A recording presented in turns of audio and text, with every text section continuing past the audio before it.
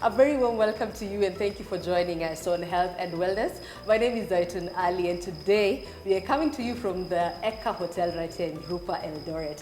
Yes, it is the Uasin Gishu County edition for Health and Wellness. And the topic of discussion is medical camps. To be specific, cataract surgeries and eye screening. On set, I have Honorable Gladys Boss, who is joining us. Karibu sana to the show. Thank you, Zaitun. I also have Maurice Okech. And I'll let them introduce themselves well and at what capacity they're in this show for. Because I know they're not doctors, but they're in a very specific thing about medical camps. So, karibuni sana. Asante. Let me start with you, Maurice. You can just say your name and your role and what you do. My name is Maurice Okech. I live in Los Angeles, born and raised in Mombasa, Kenya. And Passion for Giving was founded 10 years ago. And we'll get into when it started and why I'm in Uasin Gishu. It's a beautiful story on why I'm in Uasin Gishu with my good friend, Madam Gladys Cholet. How long have you been in the States? I've been in the States now 32 years. Oh, wow. Asante. I'm always home. Yes. The part he didn't tell you is that he also went to school in St. Patrick's C10 in Elgeyo Marakwet County. Really? And used to visit Eldoret a lot. So. You guys knew each other from that time? Yes. Okay. So the both of you are philanthropists, especially you have your own foundation, Passion for Giving, and we have Gladys Boss Foundation. How did this come along? Gladys Boss Foundation was born out of the fact that I realized when I joined politics, when I left the technocrat world, the other part of public service, I realized that every time I interacted with someone was sick. And usually I could tell they're just ailments that were treatable. Sometimes you'd go to a school and you find children with mashilingi, they're called ringworms. Ringworms, yes. Yeah, just basic things like that, and you think this can be fixed. You just need to take a tablet, some antifungal tablet, and so on. And so I began to think that's where there's a big need around it. Health. Yeah, health. Okay. Yeah, generally health. Or someone is limping, someone needs a knee replacement, and they think that that's a death sentence, and they'll never be able to have it done. And I keep telling them, you can get you brand new knees these days, brand new anything actually. So, trying to make it accessible to everyone. Health yes. is such a very beautiful thing. We can also talk about Passion for Giving Foundation. How did it come along? So Passion for Giving started 10 years ago, and I love wellness. And my personal trainer at the time had asked me to go for blood check because we were going through more of a different kind of regimen of our workouts. I was about 44 years old, and somehow the idea of getting shredded was into my head. So then I went to my doctor, my primary care doctor, and my primary doctor found an elevated levels in my body, and they asked me to get my biopsy done. That biopsy resulted into some early stage of cancer. Don't feel bad. Yeah. The sympathy. You've seen it in my face. People feel bad when they hear cancer. Yeah. But It's the word treatable. cancer, to me, elevated my urgency to do things and made me realize that I have a blessing and I'm gifted to be living. So the biopsy revealed low levels. And the first call I made was to my daughter. She was 16 at the time. And they say, I've been diagnosed with early level of cancer, which can be treated by if you manage it. Now, my doctor, my urologist, before I left the examination room, I asked him, can we do medical camps in my country, Kenya, so I can give back to my community? And that's how it started. Oh, wow. Yes. So, two things in common, medical camps just to help the community, and how did you two come together to build this? So what happened? Listen to that laugh. There's a story behind it. Yes, there is. So my best friend, Vicky Bwire, lives in Los Angeles, not too far away from Maurice. Her best friend, my best friend. Oh, really? No, she's my best friend. We're gonna fight over that now. But and she also went to school in Moi Girls with me here. Oh, wow. But grew up in Mombasa with Maurice. So that's how we all know each other. So what happened is my friend and I were turning 50. So we decided we want to do something, you know, to celebrate our getting on the 5th floor. Wow. And I know we had various ideas, take a cruise to the Caribbean or something. But I think Maurice, as she was discussing it, they were discussing it in the US. Yeah. And then Maurice is an ardent mountain climber. Wow. So then Fitness. he convinced Vicky that we should climb the 5th floor by climbing Mount Kilimanjaro. And so 12 days we spent together, 6 of my girlfriends, with Maurice as our guide. Oh. And we got to the top, 19,341 feet. I made it to Huru Peak. Nice. And during the 12 days, we talked about everything. Our lives, what we'd like to do. And then we started talking about the medical camps. And we decided, good, we're going to start that the moment we get down. That's a good one. And for this one in Eldoret, this time that we're covering, We called it what? We call it the Kilimanjaro Accord. The Kilimanjaro Accord. wow. That's all the conversation we had on the mountain for the 14 days we were together. It was 14, yeah, 14 okay. days total. So 6 days up, 2 days down. And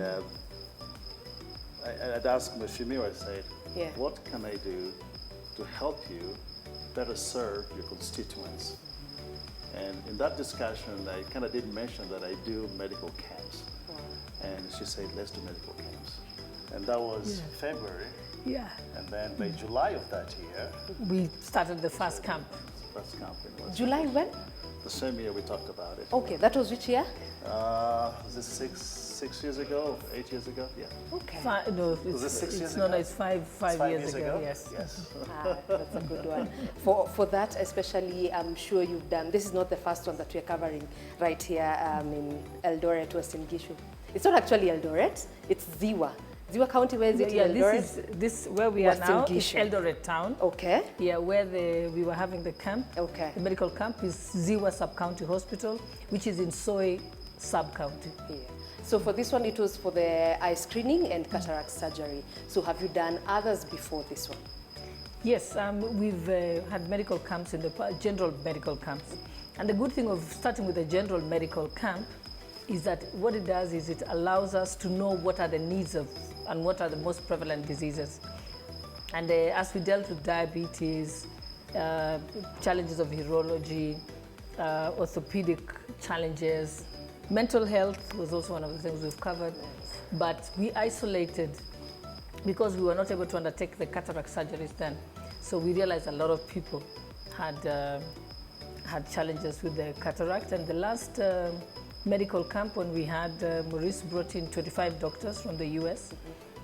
And we had ophthalmologists. That word, eye doctors. The one for the eyes. Yes, and they came up with this new technology where they're able to check your reading glasses requirement within 5 seconds. So we went around schools with that, and we've been able to give out at least 11,000 reading glasses, to young people. And then during that time, you realize they are poor with cataract, which they don't need reading glasses, they need to have surgery. Yeah. And hence the reason why we decided that let's just have a dedicated camp to do the cataract surgeries. Okay. Maurice, and as you ship the doctors from the US, perhaps you can just give us a brief explanation of how the process was, especially to get the equipment into Kenya, everything, and putting up that medical camp. How was it for you, especially on the other side? So we're mostly self-sponsored volunteers. That means we pay our way, and we do have well-wishers who come in and help us kind of offset some of the costs that we incur. At the same time, I operate and run a luxury travel business out of Los Angeles, and a fraction of each package paid goes towards me funding the medical camps here in Uasin, Gishu, or any other place I go to in Kenya. Okay. So the way I do it is, it's a blessing because I have friends and I don't know where they come from. The moment I say I'm going to Kenya, I see hands going up, and I'm saying I'm going for this specific need, and I do get some sort of donations. willingness, and I'm able to come with clients, with the volunteers. And Madam Cholet has been very gracious in receiving us from the airport, giving us transportation, feeding us, and accommodating us and giving us a place to sleep. Yeah. And my friend also Kogos there, who has been very instrumental in making sure that everything that we want is done. The whole team. The whole team as well. That's really good. And perhaps Mheshimiwa, why Uasin Gishu, to be specific? No, these are the people I represent. I'm Member of Parliament for Uasin Gishu County.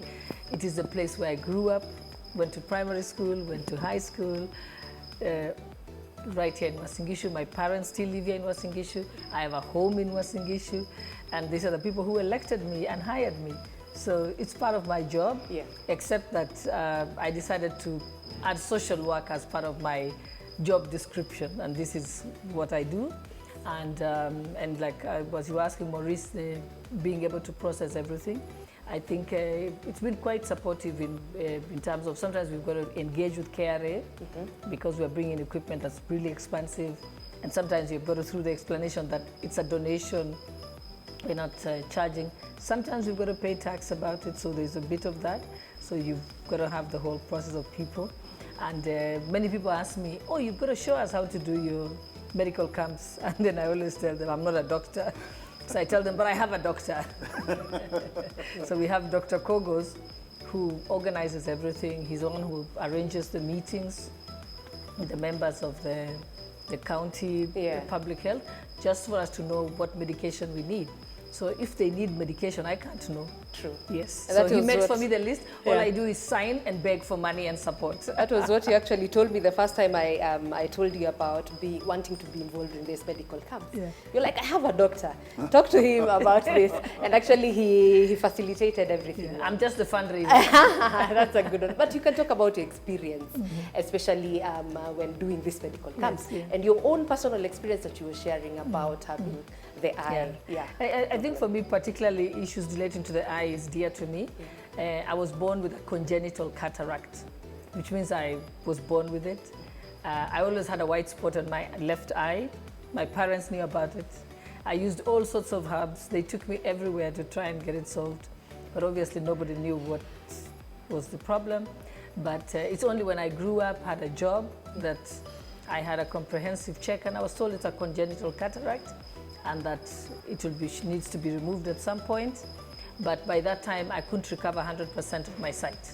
So I actually have 60% vision on my left eye. Thank God I have 100% on the other one. And basically, I went through life basically with one eye. How was it for you growing up? You don't notice it actually, but it's only when I close one eye that I notice that the other eye, struggles. And now that's why we are really keen on going to schools, because I realized that had mine been detected before I was 12, it could have been corrected. Okay. So you can imagine those young kids who don't have another eye. I was lucky that my other eye was functional. How was it able to perhaps affect your day-to-day activities? No, it doesn't. It didn't? Yeah. Actually, you can do very well with it. Yes. You can. It's just that my reading is mostly one from my right eye. And I did have cataract surgery eventually, and I had an artificial lens fitted. And this is what is being done for all the people that are coming for the medical camp. Yes, and in fact, one of the support that we got from Passion for Giving through Maurice is to import the artificial lens. Because when they strip out the damage your lens, and then they put an artificial lens, which you can practically live with it for the rest of your life. So I've had the same surgery, so I do know. So I feel strongly about it. But also when we have the medical camps, just how life-changing it is.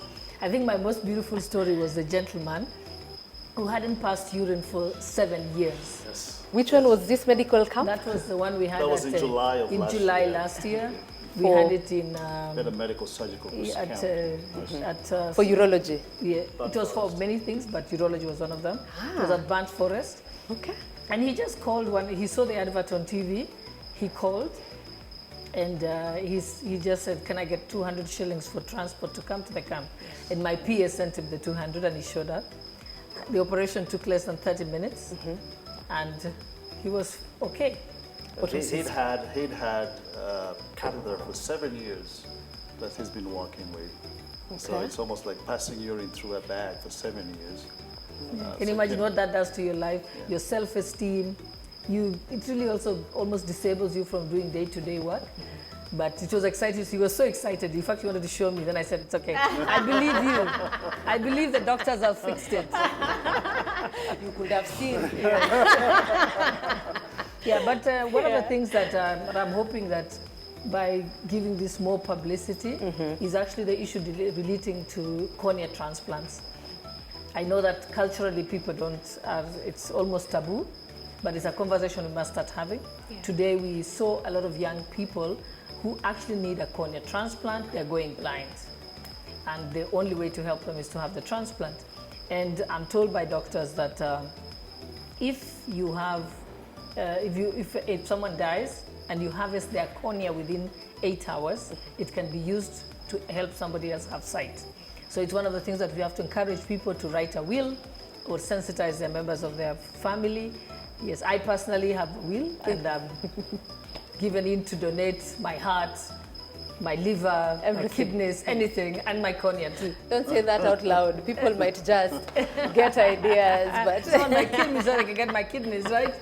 Yeah, but Maurice, hearing what Mhesh is saying, perhaps what's the fulfillment that you get from it? How accessible has it been to the common wananchi who come and get that help? What does it mean for you? I'll come to that. I want to add on to what we talked about, early detection. Yes. Today, while we're doing the procedures at Sabatia Eye Clinic, and listening to Dr. Simiu, he was saying that some of these conditions, when early detected and corrected, it's easy to fix them. And I was talking to Mheshimiwa that that's what we're going to do next at the school level. Wow. We're going to do eye checks, we're going to give corrective lenses, and we're going to check the eyes of our young learners so we can detect early enough and jump in and correct it early enough before it gets progressively worse. So they don't have a lazy eye. Because I developed a lazy eye. So even the lens could help me 100%. Okay. Yes. And also one of the things we realize, a lot of the children who are weak in school, the teachers actually assume that the child is just not clever putting enough, more effort, no IQ, and it turns out the child can't read. Okay. So you should see the excitement. I mean, today we donated some of the glasses, because usually we do the prescription and then we have to source the reading glasses. Some of the kids were pretty excited that they could actually read. And it's such a blessing to put a smile on that kid's face, and not even the kids, actually, for everyone. And I know it's not easy. So big up to you guys for the work that you're doing, and we pray for the next one to be even bigger and better. Yes, and back to your question. So back to my satisfaction. It's best heard from someone who has benefited from the work that Mheshimiwa has brought to Uasin Gishu, and the support that we've received from my donors and friends and well-wishers to Uasin Gishu. And we have Amos, who today just went through it through Dr. Simiu. Oh, wow. And he's patched up on one eye today, and then tomorrow he'll come back, and the next eye will be corrected also. Okay. Simiu, tuelezee namna gani macho yako inakufanya leo? Kwa majina naitwa Amos Bitok. Leo nimepitia surgery ya cataract, na I was diagnosed with the cataract in the year 2019. But today imetolewa, na nafikiri kuanzia kesho nitaweza kuona mzuri. Wow. And especially for him, I mean, to have both eyes having a cataract, that means he'll go blind. So just the fact that it can be corrected, and he's still very young, because it also puts pressure on the families. When one person has a challenge, it puts a lot of pressure on the families. And also just to say that when he was talking about the satisfaction of it, yes. I think for me also one of the most satisfying things is that I was overwhelmed by the amount of support you get from people. Wow. I mean, when sometimes you turn around and there's help. So like, for example, we were supposed to do the cataract surgeries at Ziwa Sub-County Hospital. Unfortunately, when the doctors went there, they did not have some of the equipment that we required for the surgery. So we had to quickly look for well-wishers to support us. And Sabatia Eye Hospital, which is a private hospital, actually donated their time, their doctors, to immediately step in and do the surgeries from their clinic. Other people would be thinking about, you know, you can imagine all the people they've treated today. They could have made a lot of money, but now they did it for free. So I just want to say thank you to Dr. Kandie, Dr. Simi, who's here with us, and the CEO, Dr. Were, that they just came in to help. I know that I was also overwhelmed when Maurice said he's bringing 25 doctors from the US. And I was like, good job. Really? 25 doctors? And these are extremely senior doctors who work in top hospitals in Los Angeles. So just for them to agree to take their time, come to Kenya, and you know, and also when they came to Kenya, we needed to take care of their local accommodation and the local transport. A lot of our friends donated their cars. Waiganjo donated himself. Mheshimiwa Waiganjo, he donated his son as a driver. People gave us motor vehicles to be able to use. I remember Relaxing, I think, they gave us the place for the doctors to stay. And I remember the doctors used to wake up very early. Yes. And they were always annoyed that we were running late. Because they're like, we came all the way, we want to be operating from 6 Kenyan to timers. 6. Yes, and in fact, they were a bit upset that they were staying very far from Bad Forest. Because they said we were wasting 45 minutes on the road. We could be operating. And they were so efficient. And so at that time we did it, one of the camps we did in Bad Forest, Sub-County Hospital. It had 2 theaters, but what they did is they put an extra bed in each theater, and they were able to do 4 operations simultaneously. So they were working round the clock. And by the time they left and went back, it was amazing how much work they had done. And many of them said that one of the, what was his name, Dr. Nitin? Dr. Nitin. Yeah, when he was saying for him, it's being able to help people who won't be able to say thank you. Wow. He said for him, that is real giving. Yeah, and I remember challenging many people about that. That is the Lions Club of Eldoret also have been extremely supportive. They've supported us in most of the work that we've been doing, donated beds to the hospital where I was born. Oh, which is that Plateau hospital? Mission Hospital. Ah, good. Yes. Which interestingly is directly across my farm. And in fact, the first doctor of Plateau Mission Hospital, the Dutch missionary, is buried on my farm. Oh, really? Yes. I was born there, and we managed to get 10 state-of-the-art beds donated and 16-bed ward renovated. And so again, from all the support that we get from various people. And because of that, I decided to join the Lions Club. So now I'm a lion. You can call me Lion. That's a good one. So, Honorable Lion. But what I'm happy exactly to see in Uasin Gishu is the health advancements, especially through your doctors and everything, and how you're making it accessible to the common wananchi. It's absolutely free. It's free. And because actually we realized that a lot of the people many people cannot afford medical care. Many people think, I can't afford to buy the diabetes medicine every day. I can't afford to buy the hypertension medicine. Others just think, since I can still walk, I can do that another day. I think also one of the most revealing and powerful parts of the camp is when we had the cancer screening. So we had screening for cervical cancer, breast cancer, and prostate cancer. And with that, we were able to have a lot of early detection. And with that, we were able to put them on treatment, and in fact, we eventually fundraised, and all of them are on NHIF, which means they can actually now continue the treatment, but using NHIF. And so it was exciting. We met some really young girls who had the precancerous cells, cervical cancer, and immediately they were able to have the treatment on site, because there's certain treatment that can be given. I don't know the exact name. If Dr. Kogos was here, he would tell us, but it's like burning off the cancerous cells, and they're able to do it on site. And many of them, after 1 year, went for the repeat test, and the cancerous, precancerous cells were no longer there. So some of it can be treated. I remember when we had another medical camp, Yes. the women, people were lining up, waiting for the triage.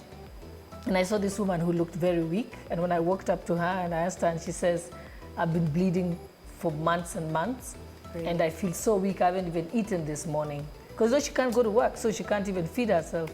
And so we got her off the line and we were able to jump out the queue. She went into surgery immediately. And the next day she was able to be fine and go about her lives. Yeah. So some of these are things that are simple, treatable, and it's basically they stay one day. One of the other medical camps that we did, but we've only done it once, was the cerebral palsy camp with Dr. Mahendra, and we are hoping to roll that out because there is a need too for that. Okay. And even as we're winding up, I just want you quickly to sensitize people about the importance of coming to these medical camps. Yes, Yeah. and I'm going to come back to the word subsidy, subsidize. No, we ask for zero payment from the patients. And it will be beautiful to see a lot of us volunteering, those who have been gifted, blessed, to be able to give freely to the community without expecting a return. That's my goal when I'm doing this. To my friends, the ones that live within Los Angeles, I tell them we've been blessed to be able to go out and see how different it is and be able to give back. No matter how small it is, it makes a big difference. 2019, he had that problem he wasn't seeing. Today, 2024, by tomorrow, both eyes are being is able to see as vision. That's so a the gift of testimony. sight. You'll have 100% vision. Good testimony. And we'll you, be boss. seeing what happens in these medical camps just in a few. So don't touch that dial. We are coming back after this short commercial break.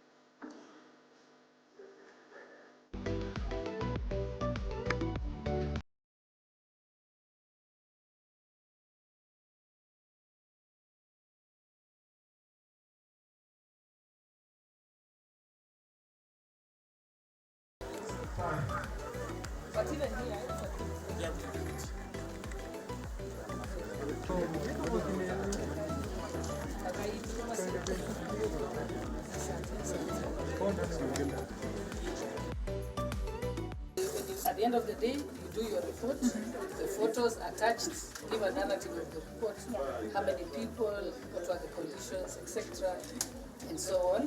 Yeah. So that you're not waiting until the end of the camp. So every day you write like a journal.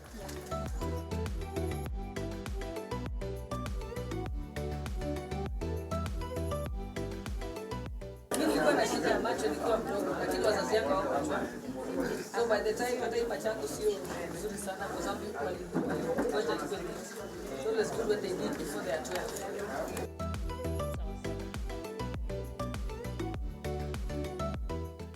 I know we have some few challenges here and there, and this is a new place. Yes. We actually wish that tungeingia hata ndani, lakini sija kumbe wakati walikuwa wanatoa vitu wakafungia funguo.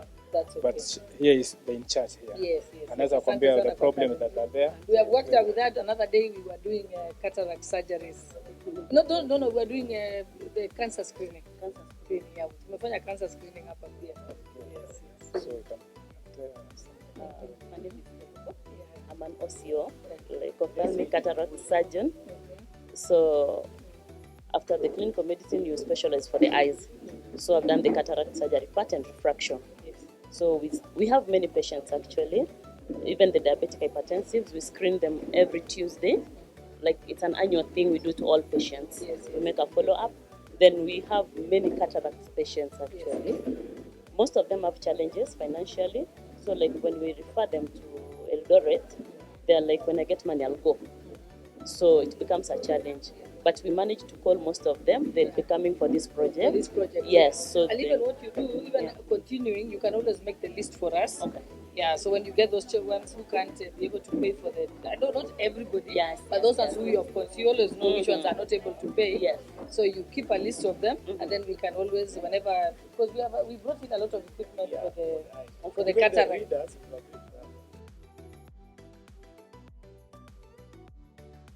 But we'll count on you. Yes. Some patients can afford. Yes, You have to yes, screen yes. the ones who cannot afford. Those are the ones you want us to refer to us. Yes. Yeah, like we had an incident today. I'll request personally. We had a student. She has bilateral keratoconus. Like the cornea is swollen, so she needs corneal transplant, which might not be part of the project, but maybe she could get some assistance because she needs surgery for corneal transplant, and they've been booked, but they are waiting for the corneas to be Available. Exactly. And the mother said she can't afford. So she was actually here. So if she could benefit, because it's actually both eyes and one eye is like gone completely. Yes, and she's I think a Form 1 or Form 2. So, and we have some we've been referring to. Hii chief nataka kueleza watu yetu. Unajua watoto wenye wako na shida ya cornea, mtu akikufa hiyo cornea ikitolewa within 8 hours. Within 8 hours, itaweza kupewa mtu mwingine. Yeah. So that's something tunataka kufundisha watu yetu.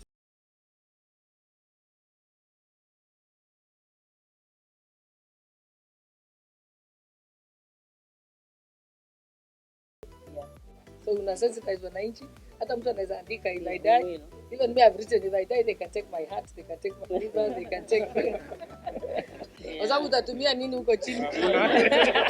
Na unapata mpya mbinguni.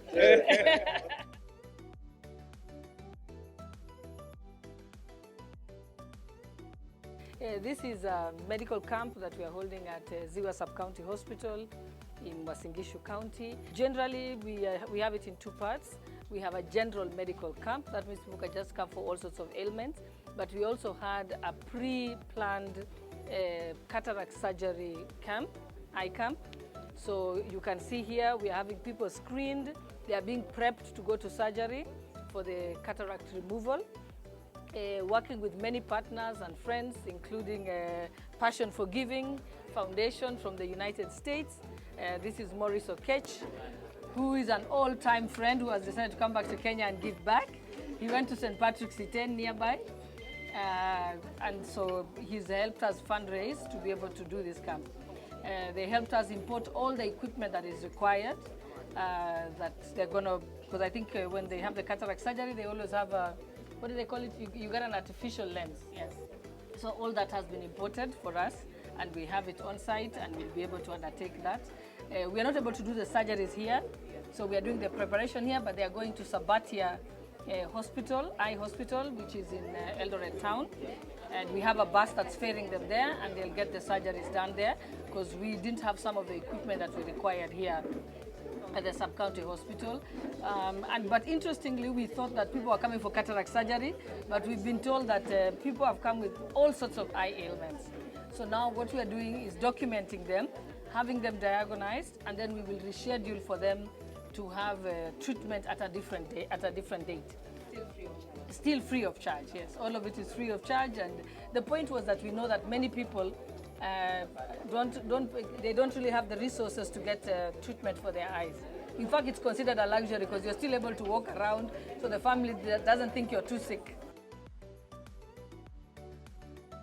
We've impacted a lot of people so far. We have about 500 artificial eyes for the eye cataract, and we're happy and we thank Madam Gladys for allowing us to come in here and give back to the Uasin Gishu community. We were here in July of last year. We were able to see almost about 16,000 encounters, so that was phenomenal. And I promised to come back. Passion for Giving, we started this one about 10 years ago. And this came about because I wanted to come back to my country of birth and give back. And it's been phenomenal for me. Now this is almost the fourth one we're doing in West. Yes, the fourth one, yes. It's the fourth one. Yeah, we've done orthopedic surgeries, urology surgeries. Yes. We also did cancer screening, even in this hospital previously. And for me, and also Lions Club has actually been supporting us.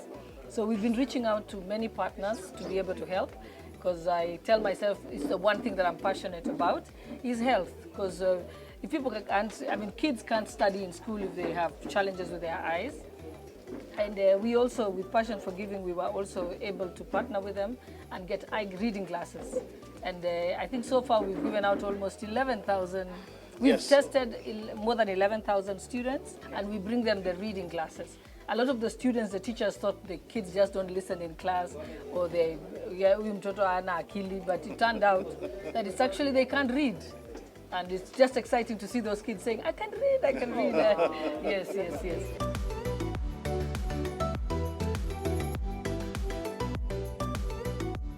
My name is Pora Chelagat. I'm really grateful for Mheshimiwa Deputy Speaker, Sholei, for assisting us. Usually those people who are not able to pay, we have gone to different hospitals but we are not able to pay.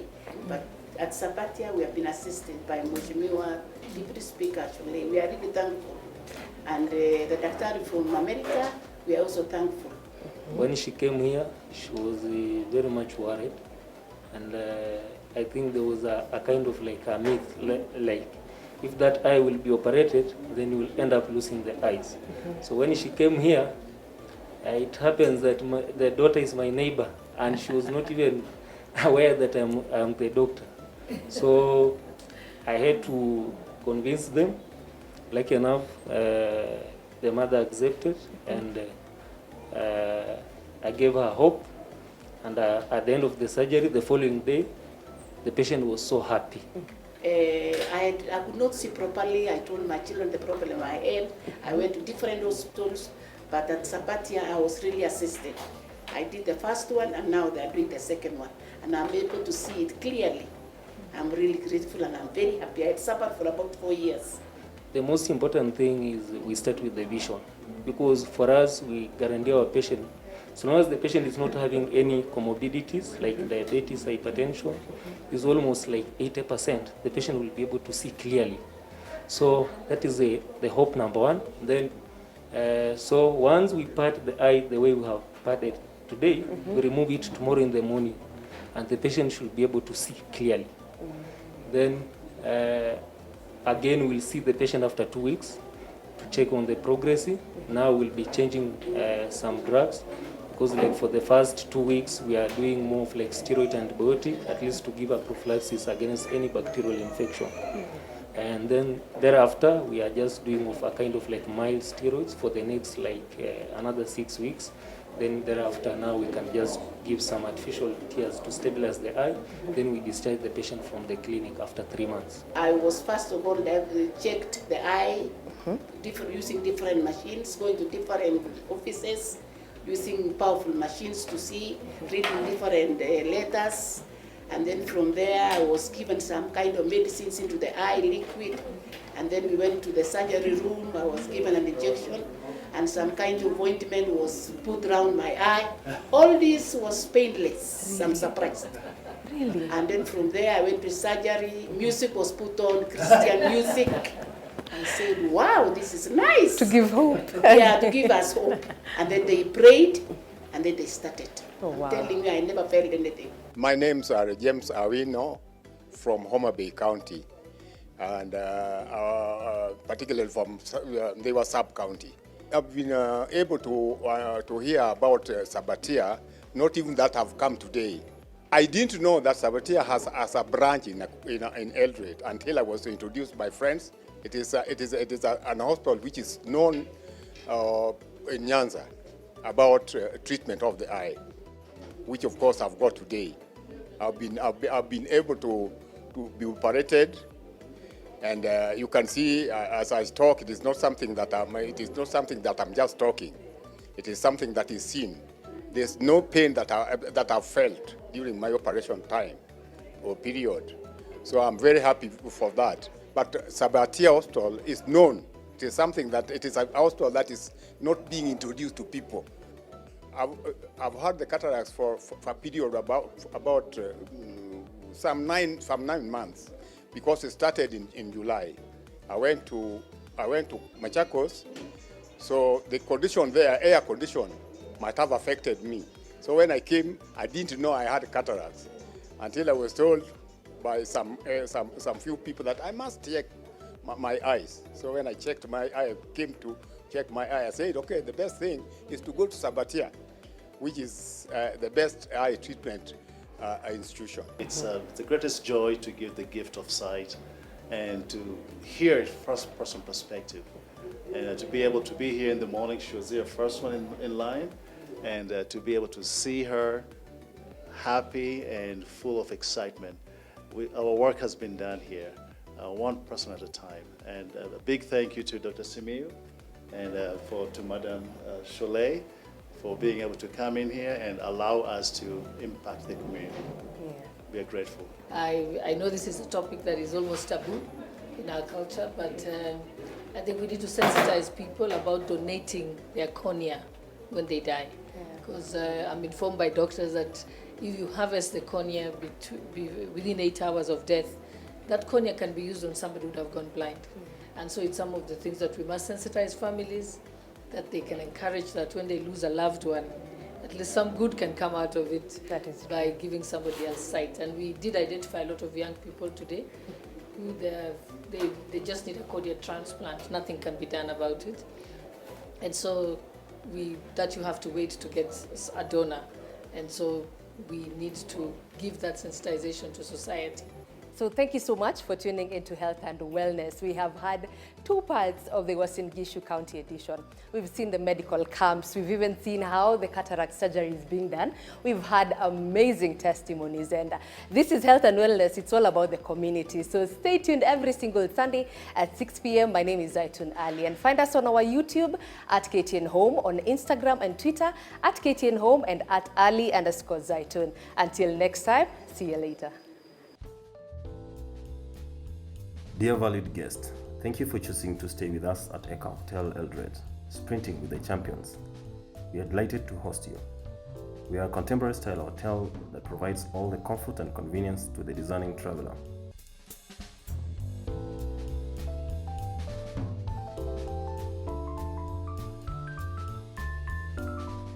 Please do not hesitate to contact the reception desk on extension number 300 or ask to speak to the manager on duty. At the end of your stay, please leave us a review on TripAdvisor.